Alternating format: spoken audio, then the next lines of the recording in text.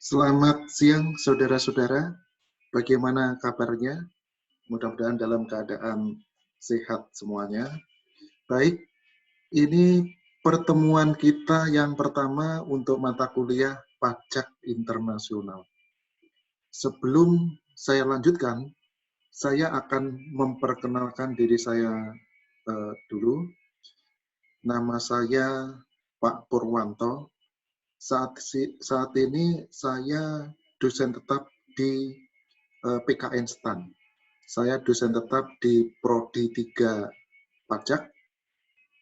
Sebelum menjadi dosen, saya adalah Widya Iswara. Saya Widya Iswara di Pusdiklat Pajak. Baik, saya tidak perlu berlama-lama. Kita langsung masuk ke materi kita pertemuan pertama untuk pajak internasional. Sesuai dengan RPS, Rencana Pembelajaran Semester, materi kita di pertemuan pertama hari ini, yaitu yang pertama, definisi pajak internasional, kemudian tujuan pengaturan pajak internasional, terus ada outbound dan inbound transaction, ya, dan seterusnya. Ya, nanti kita videonya agak singkat-singkat saja. Yang pertama adalah pengertian pajak internasional. Ya, ini pengertian pajak internasional yang diberikan oleh Kevin Holmes, pengarang buku yang menjadi acuan atau buku referensi kita. Ya, saya akan memberikan beberapa definisi. Jadi definisi yang pertama diberikan oleh Kevin Holmes, pengarang buku referensi kita. Pajak internasional adalah the body of legal provisions of different countries that covers the tax aspects of cross-border transaction. Ya, jadi pajak internasional ini adalah kumpulan ketentuan hukum dari negara-negara yang mengatur aspek perpajakan dari transaksi lintas negara. Kemudian menurut Brian Arnold, ini juga hampir sama, pajak internasional adalah international aspects of the income tax laws of particular countries. Those tax laws normally cover two kinds of activities. Ya, jadi mencakup dua aktivitas. Yang pertama, aktivitas dari subjek pajak dalam negeri yang memperoleh penghasilan dari luar negeri. Ini yang dikenal dengan outbound transaction. Jadi yang mengatur aspek perpajakan subjek pajak dalam negeri yang memperoleh penghasilan dari luar negeri. Kemudian aktivitas yang kedua, aktivitas dari subjek pajak luar negeri yang memperoleh penghasilan dari negara yang bersangkutan. Ya, ini dikenal dengan inbound transaction. Ya, jadi baik definisi yang diberikan oleh Kevin Holmes dan Brian Arnold, ya ini sama gitu ya. Jadi pajak internasional adalah international aspects of the income tax laws of particular countries. Jadi aspek perpajakan dari undang-undang PPH suatu negara. Jadi aspek internasional. Kalau di undang-undang PPH kita, aspek internasionalnya ini berarti misalnya pasal 2 ayat 5 yang mengatur tentang pemajakan bentuk usaha tetap, BUT.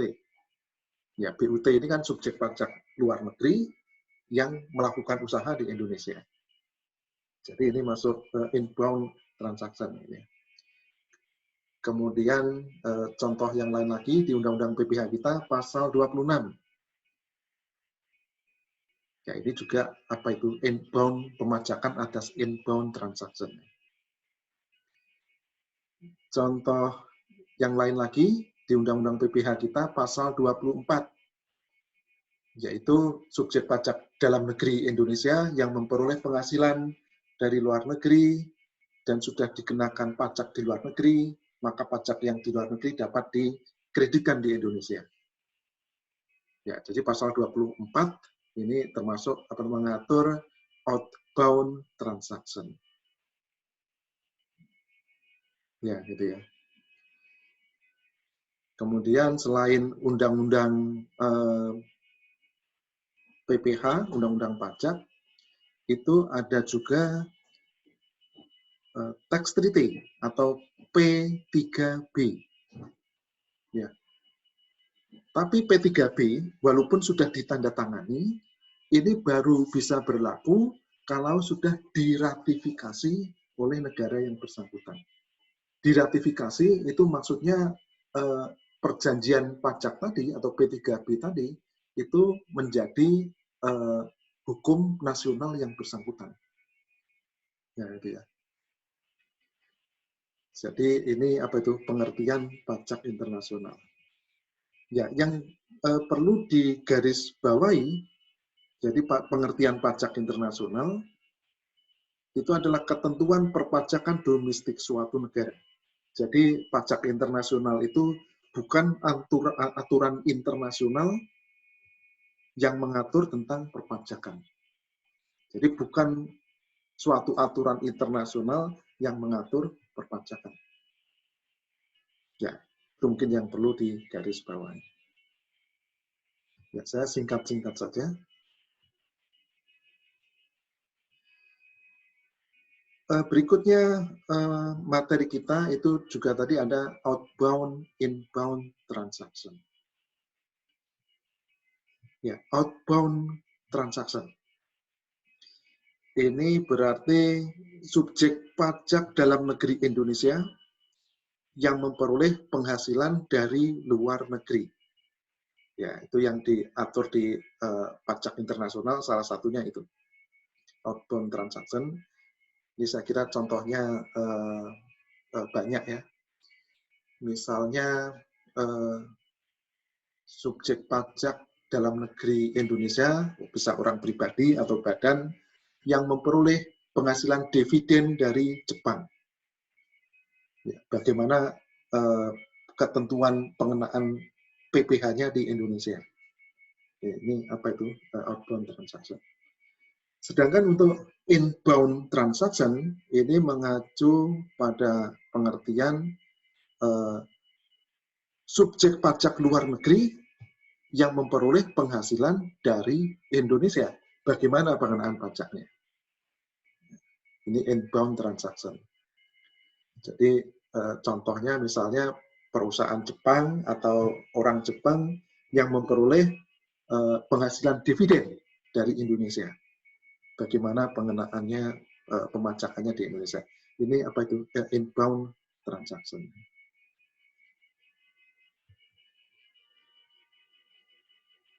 Ya, jadi cross border transaction atau transaksi lintas negara itu bisa dikategorikan dua tadi ya. Pertama outbound transaction, kedua inbound transaction. Ya, saya singkat-singkat saja. Selanjutnya, sumber hukum pajak internasional. Ini ada beberapa. Ada yang dikenal unilateral. Unilateral itu berarti peraturan perpajakan di suatu negara, yang dibuat oleh suatu negara. Yang mengandung unsur asing, atau yang mengatur perpajakan terkait dengan cross border transaction. Ya, tadi sudah apa itu saya sebutkan ya. Jadi kalau di Indonesia ya berarti undang-undang PPH dan aturan-aturan pelaksanaannya. Jadi peraturan pemerintah, kemudian peraturan Menteri Keuangan, peraturan Dirjen Pajak yang mengatur perlakuan pajak atas transaksi lintas negara. baik itu inbound transaction maupun outbound transaction. Ya, sumber hukum yang kedua selain tadi unilateral, ini yang kedua ada perjanjian bilateral. Bilateral ini berarti perjanjian antara dua negara. Ini yang kita kenal dengan tax treaty, kemudian nama lainnya P3B atau persetujuan penghindaran pajak berganda. Atau ada yang menyebut lagi DTA, Double Tax Agreement. Atau ada lagi yang menyebut Double Tax Convention. Ini semuanya mengatur hal yang sama ya, perjanjian bilateral yang mengatur tentang perpajakan. Saat ini Indonesia sudah memiliki sekitar 65 P3B dengan 65 negara mitra. Kemudian ada juga perjanjian multilateral. Jadi kalau multi ini berarti perjanjian dengan banyak negara yang mengatur tentang pajak internasional. Ya, saat ini sudah ada namanya multilateral instrument yang disingkat MLI, itu sudah ditandatangani lebih dari 160 negara. Ini mengatur tentang perjanjian pajak internasional. Itu multilateral.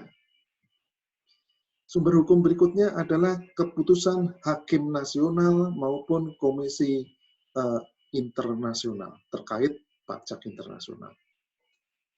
Ya, jadi putusan-putusan hakim pengadilan pajak, hakim pajak gitu ya, baik pengadilan pajak Indonesia maupun pengadilan pajak negara-negara lain yang mengatur tentang pajak internasional, yang memutuskan pajak internasional, itu juga jadi sumber hukum. Ya, kemudian sumber hukum yang berikutnya, hukum kebiasaan internasional.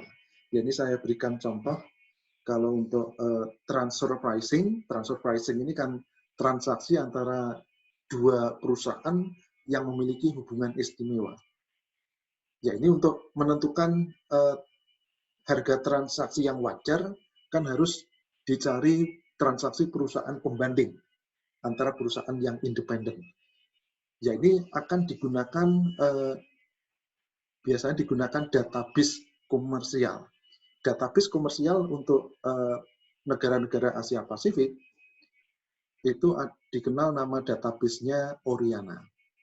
Ya, ini sudah menjadi kebiasaan yang diterima di masyarakat di Asia Pasifik. Jadi kalau mencari perusahaan pembanding transfer pricing, ya ini ke database Oriana tadi.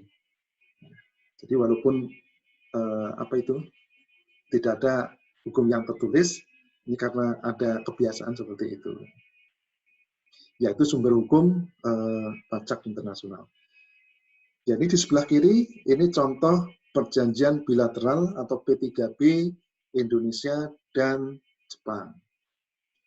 Ya, sedangkan yang kanan ini contoh perjanjian multilateral yang ditandatangani oleh banyak negara yang mengatur pajak internasional. Ya, lanjut kita ke tujuan pemajakan internasional. Ya, tujuan pajak internasional yang pertama adalah national wealth maximization. Jadi memaksimalkan kekayaan nasional. Ya, ini maksudnya apa? Maksudnya adalah setiap negara itu berusaha bisa mendapatkan besarnya pajak yang maksimal atas transaksi lintas negara. Jadi sebagai contoh yang tadi, kalau misalnya penduduk Jepang atau perusahaan Jepang memperoleh dividen dari Indonesia. Jadi Indonesia itu berusaha mendapatkan bagian pajak yang besar atas dividen yang diperoleh oleh penduduk Jepang tadi. Demikian juga negara Jepang berusaha mendapat bagian pajak yang besar atas transaksi dividen yang diperoleh dari Indonesia ini.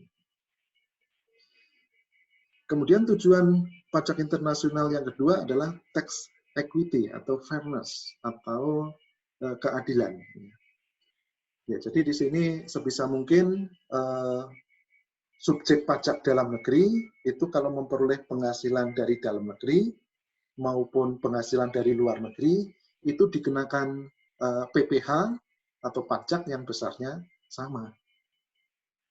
Ya, jadi oleh karena itu kalau penghasilan dari luar negeri kalau sudah dikenakan pajak di negara lain supaya pengenaan pajaknya tidak double, maka pajak yang dikenakan di luar negeri itu bisa dikreditkan atau bisa juga dibebaskan. Jadi tergantung metode keringanan pajak berganda yang dianut negara tersebut seperti apa.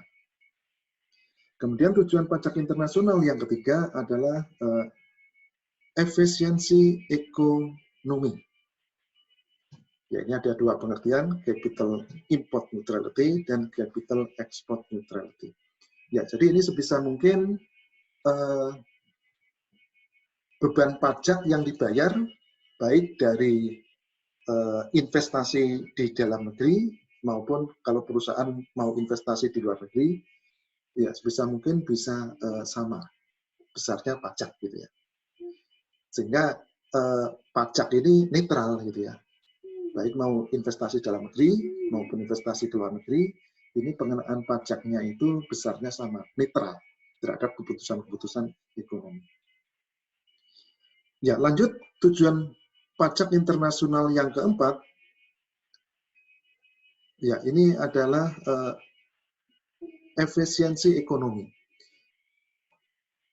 Ya, ini tujuan pajak internasional yang keempat dan kelima, ini baru muncul di buku Kevin Holmes, buku referensi kita, di edisi yang kedua.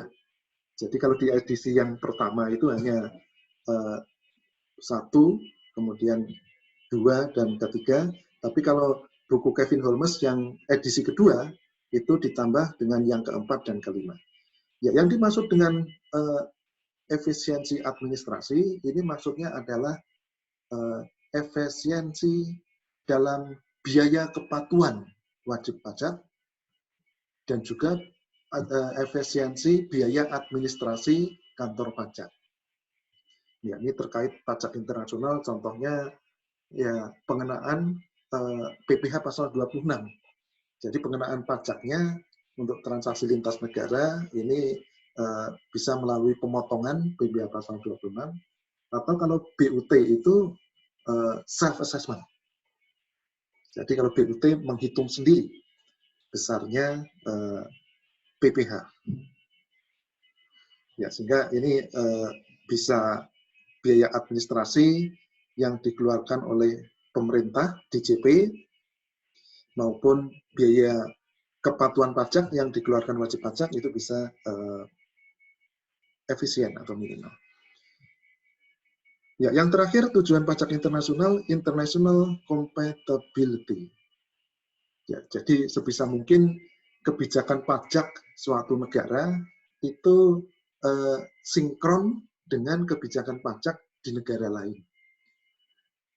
Ya, ini sebagai contoh ya, saat ini pemerintah sudah mengeluarkan Perpu untuk menurunkan tarif PPh badan dari 25% ke 22%.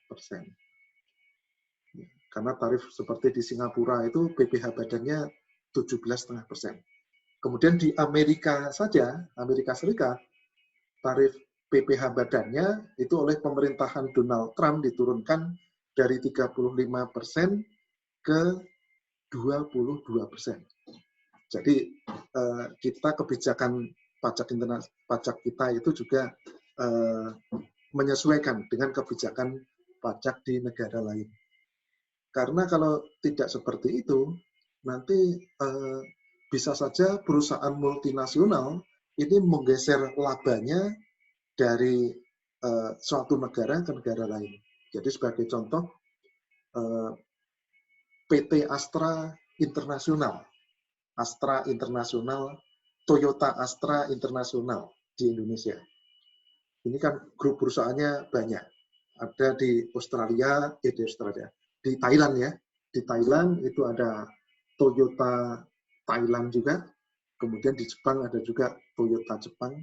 Nah ini kalau kebijakan pajaknya tidak sinkron, ini bisa saja laba dari PT Toyota Astra Indonesia, ini labanya digeser ke Toyota di Thailand.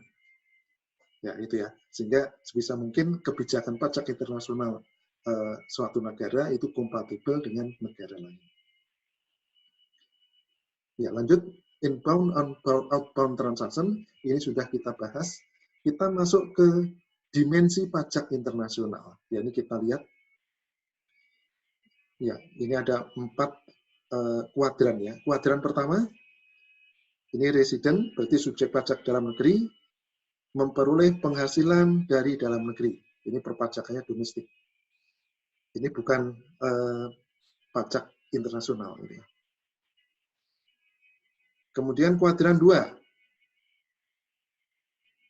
Resident, subjek pajak dalam negeri, memperoleh penghasilan dari luar negeri. Ya, ini yang dikenal dengan outbound transaction. SPDN memperoleh penghasilan dari luar negeri. Ini termasuk dalam aspek pajak internasional. Ya, kita ke kuadran 4 dulu.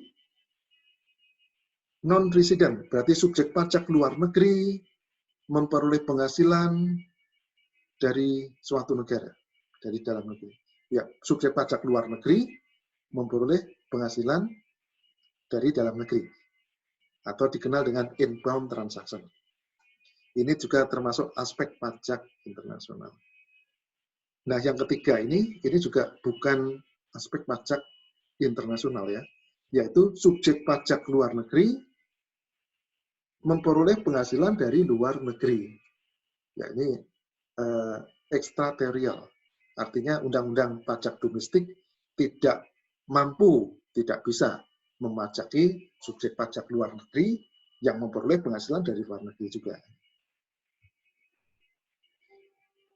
Ya, lanjut ke asas-asas pemajakan internasional. Itu yang A, ada capital export neutrality. Jadi pengertiannya, subjek pajak dalam negeri, baik dia melakukan investasi di dalam negeri, maupun subjek pajak dalam negeri tersebut melakukan investasi di luar negeri, maka akan dikenakan beban pajak yang besarnya sama. Ya. Jadi apa itu? Kalau SPDN Indonesia mau investasi di Indonesia maupun investasi di luar negeri, nanti dikenakan pajak yang besarnya sama. Itu yang dimaksud dengan capital export neutrality. Jadi yang di Indonesia, penghasilan dari Indonesia, dari investasi dalam negeri, maupun penghasilan dari investasi di luar negeri, nanti kan dikenakan tarif pajak yang besarnya sama. Ya, sedangkan pajak yang dikenakan di luar negeri, itu sebisa mungkin dapat diringankan gitu ya. Kemudian asas-asas pemajakan internasional yang kedua, capital import neutrality. Ya ini maksudnya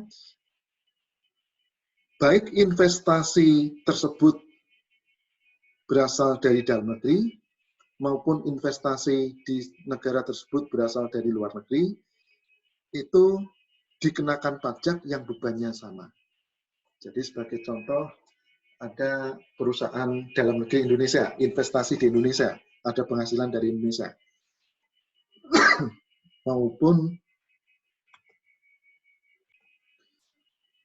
maupun perusahaan luar negeri yang berinvestasi di Indonesia.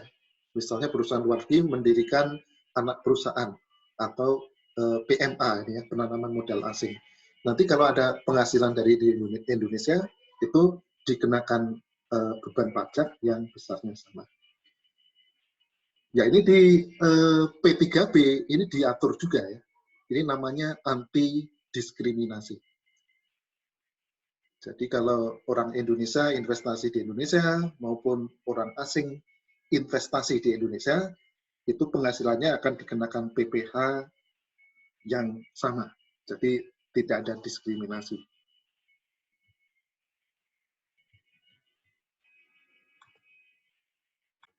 Ya, lanjut ke topik berikutnya, double taxation dan double non-taxation. Ya, sebelum masuk ke situ, kita review asas-asas pemajakan. Ada yang dikenal asas domisili atau resident taxation, ada juga asas sumber, source taxation, dan ada juga asas kebangsaan. Ya, kalau asas domisili, berarti negara yang berwenang mengenakan pajak adalah negara tempat domisili dari subjek pajak tersebut. Objek pajaknya worldwide income, baik penghasilan dari dalam negeri maupun penghasilan dari luar negeri.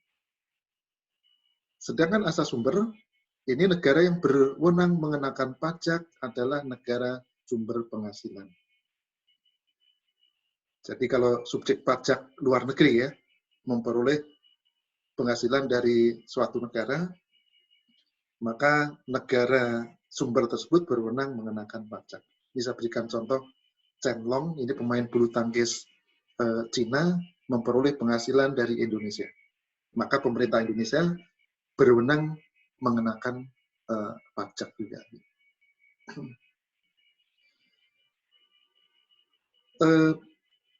Berikutnya, asas kebangsaan. Jadi asas kebangsaan, negara yang berwenang mengenakan pajak adalah negara asal kebangsaan subjek pajak tersebut. Ya, ini hanya sedikit negara yang menerapkan asas kebangsaan ini.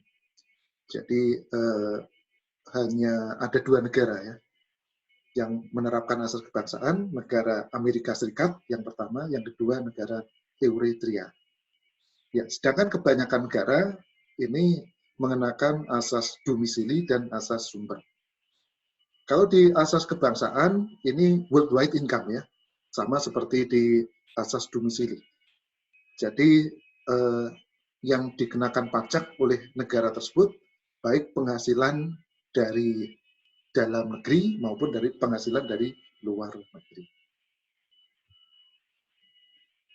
Ya, kita ke double taxation atau pajak berganda. Jadi dikenal ada 2.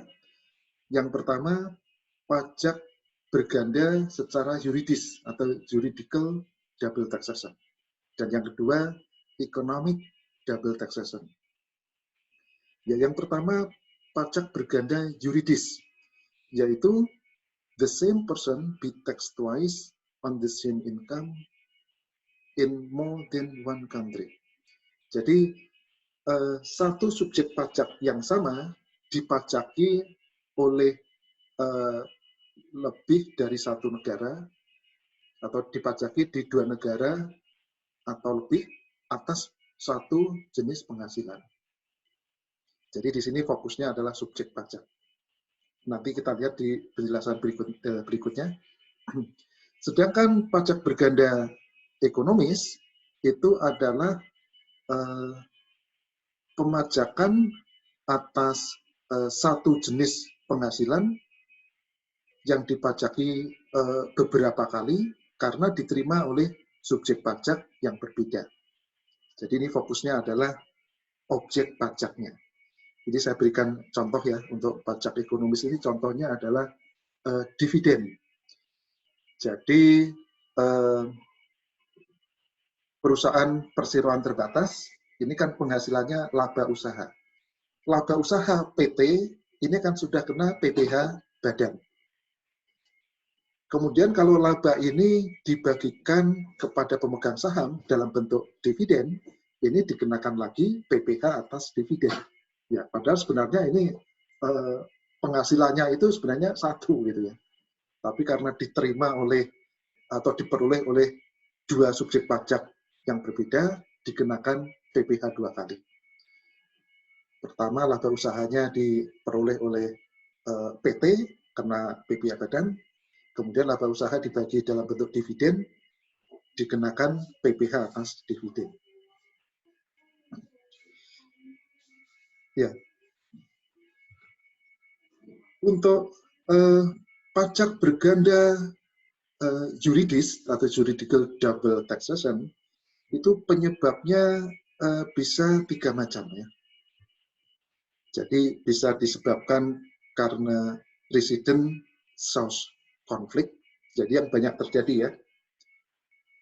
Kemudian bisa juga disebabkan residence conflict, ada juga yang source conflict. Jadi yang banyak terjadi ini pajak berganda resident source conflict. Jadi contohnya tadi, kalau misalnya subjek pajak dalam negeri Indonesia terima dividen dari Jepang. Jepang sebagai negara sumber mengenakan PPh. Kemudian penghasilan dividen dari Jepang ini di Indonesia dikenakan PPh lagi, karena Indonesia menerapkan asas domisili. Pengenaan PPh-nya worldwide income. Ya. Jadi satu subjek pajak yang sama tadi, gitu ya, dikenakan pajak di dua negara. Di Indonesia kena, di Jepang kena, atas penghasilan yang sama.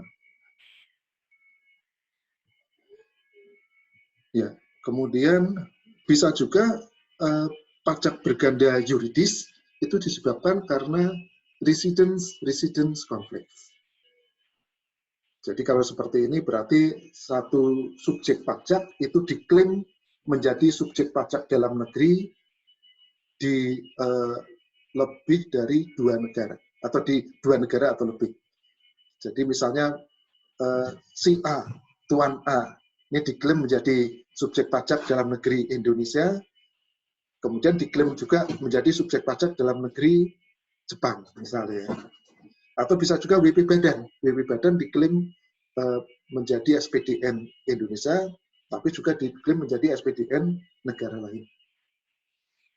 Kemudian pajak berganda yuridis itu bisa juga timbul karena source conflict. Jadi satu jenis penghasilan itu diklaim oleh 2 negara atau lebih bahwa penghasilan tersebut bersumber dari negara mereka. Jadi satu negara mengklaim penghasilan tersebut bersumber dari negaranya, negara yang lain mengklaim bahwa penghasilan tersebut bersumber dari negaranya. Yaitu yang memunculkan apa itu pajak berganda yuridis. Ya. Lalu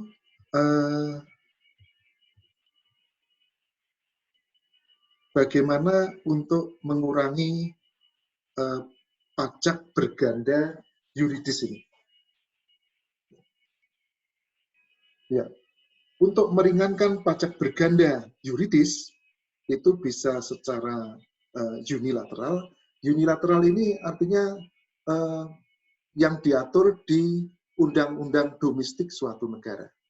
Jadi sebagai contoh, kalau di Indonesia itu di undang-undang PPh kita ada di pasal 24 ya.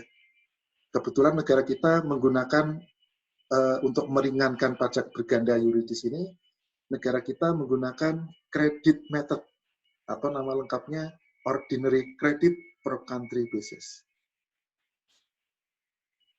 Ya, ini metode kredit ini banyak digunakan negara-negara lain.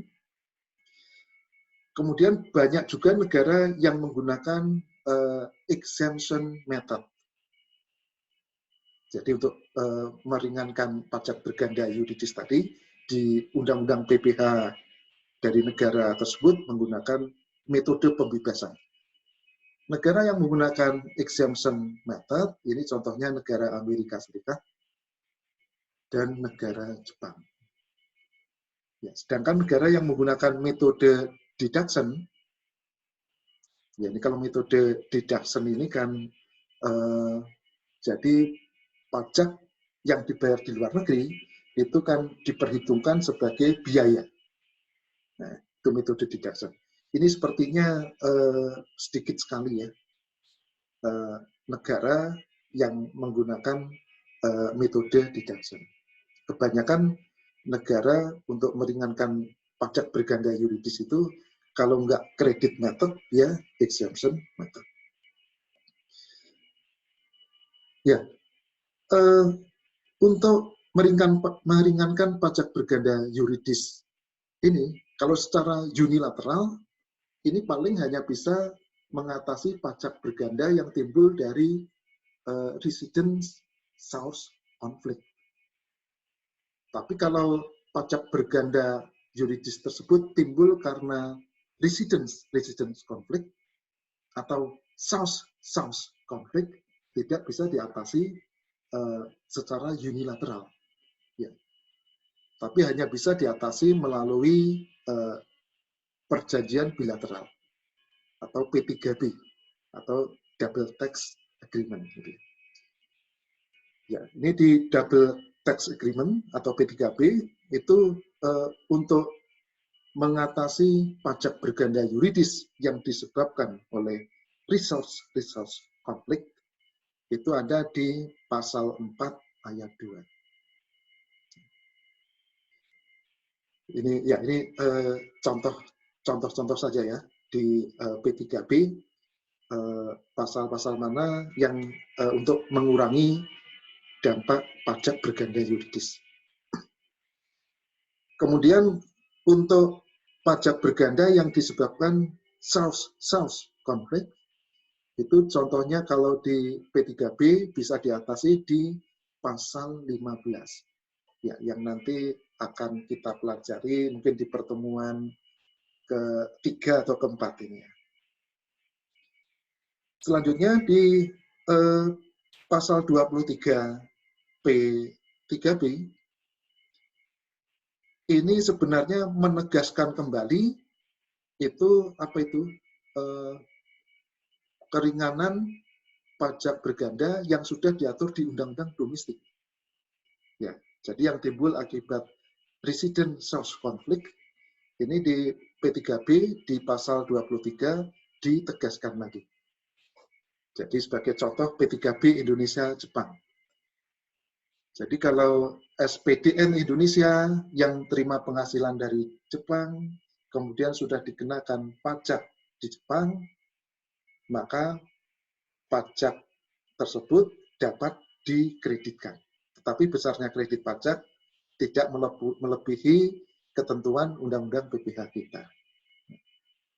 Demikian juga misalnya perusahaan Jepang yang terima dividen dari Indonesia, sudah dikenakan PPh di Indonesia, maka di negara Jepang karena menggunakan exemption method, maka pemerintah Jepang harus menerapkan exemption method ini sesuai dengan undang-undang domestik di Jepang.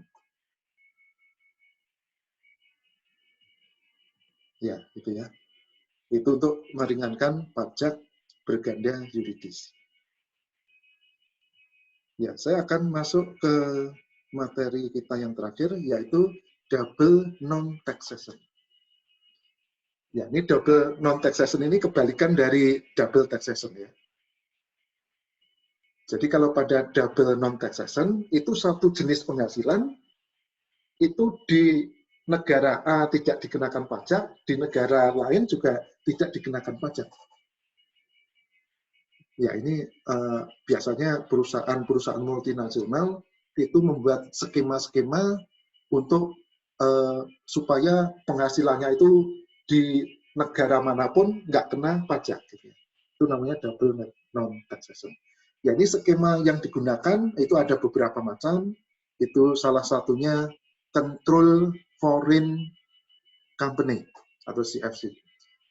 Ya, Control Foreign Company ini adalah perusahaan luar negeri yang dikendalikan oleh perusahaan dalam negeri.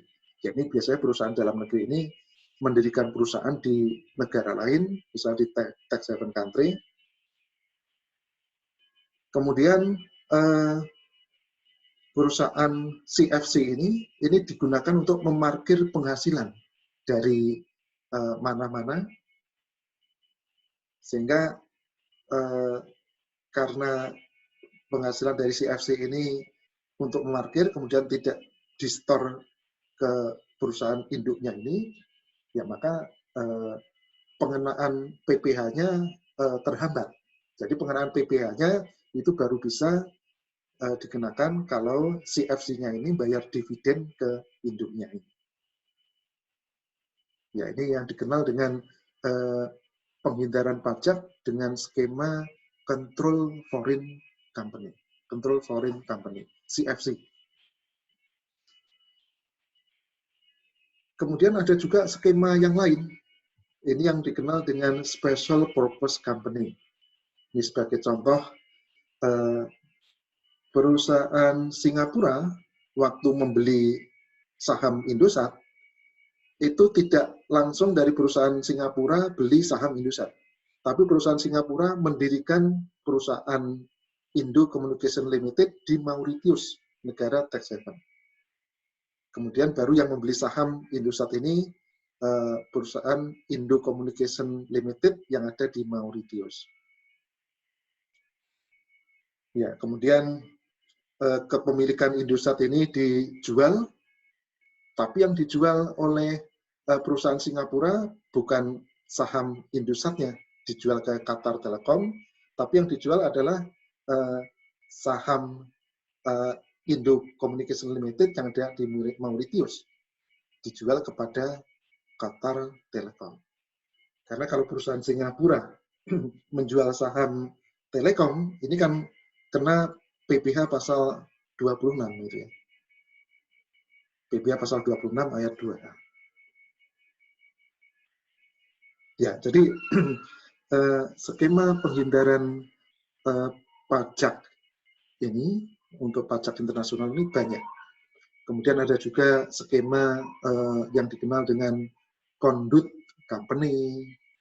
Kemudian kalau yang kasus Google itu yang di Inggris, di Perancis itu dikenal dengan double iris and Dutch sandwich. Ya, jadi skemanya banyak, ini hanya beberapa contoh saja.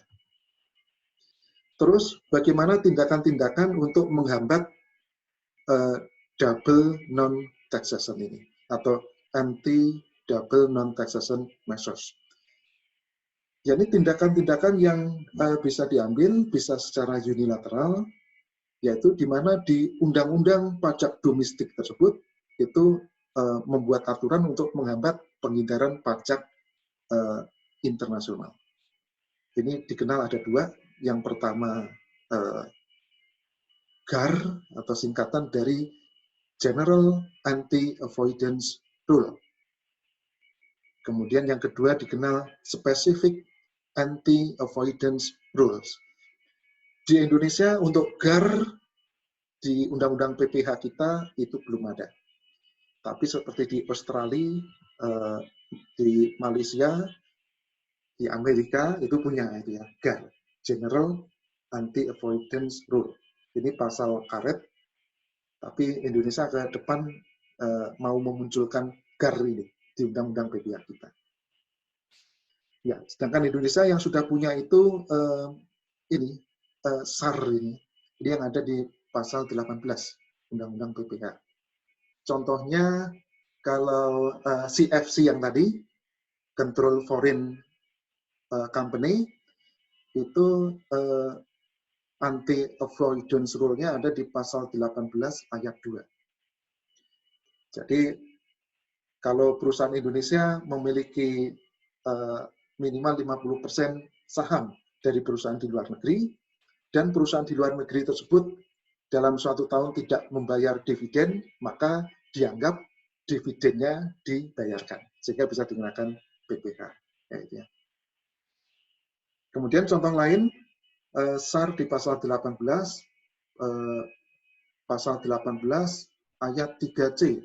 Ini yang mengatur tadi penjualan saham dari perusahaan antara atau perusahaan Special Purpose Company. Ya, ini diatur di pasal 18 ayat 3C. Kemudian untuk mengatasi penghindaran pajak berganda ini juga diatur secara bilateral ya di P3B. Di P3B itu ada salah satu pasal yang mengatur Exchange of Information, EOI, pertukaran informasi. Ini juga untuk menghambat penghindaran pajak gitu ya. Kemudian secara multilateral, di mana banyak negara mengadakan perjanjian, ini bisa juga mengatasi atau mengurangi penghindaran pajak berganda. Ya, ini yang terkenal, yang dikenal sekarang ada MLI, Multilateral Instrument. Ini sudah ditandatangani oleh lebih dari 160 negara untuk menghambat penghindaran pajak internasional. Ya, saya kira penjelasan saya cukup sekian. Ya, dan terima kasih atas perhatiannya.